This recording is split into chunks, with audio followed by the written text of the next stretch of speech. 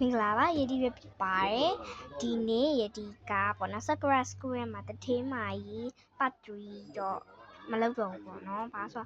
အဲ့ဟာကျတော့ယဒီတိတ်ပြောမရိုက်ချင်တော့ကွာအရှိကြီးဆိုဒီနေ့ကဘာလုပ်ပြမှာလဲဆိုတော့ရိုးရိုးအင်ကြီးနဲ့ပဲရမူစာကိုင်းနေလို့တတ်မှာဆိုယဒီပြပါမယ်ဆိုတော့ let's go ဆိုတော့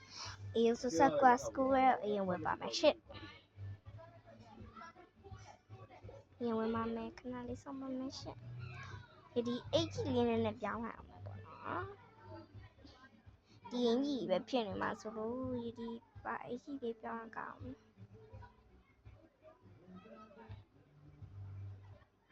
Okay guys so okay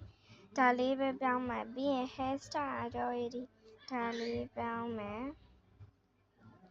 hair accessory ရကြအုပ်ထုပ်လေးဆောင်းပါမယ်ဘာလို့အုပ်ထုပ်ဆောင်းပါလဲဆိုတော့ခါကျခိုင်းလေးကွာ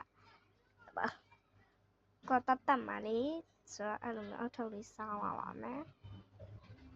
ပြီးတော့ mask တက်ပါမယ် mask okay mask ကအမဲအောင်တက်ပါဒီအောင်လေးပဲတက်မယ် okay so let's go တက်ကြမယ်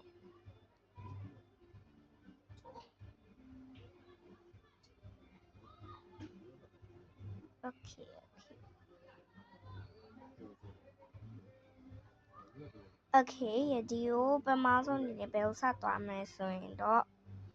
menu တွေကိုသွားပြီးရင်ဒီက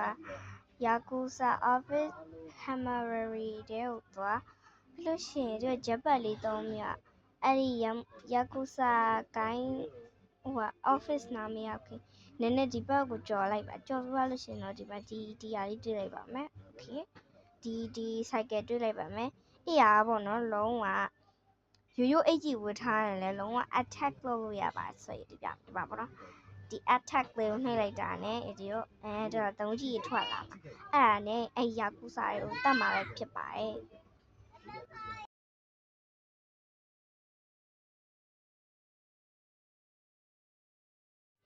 โอเคခဏလေးပါရှစ်ရဒီပြလာခဲ့မယ်နော်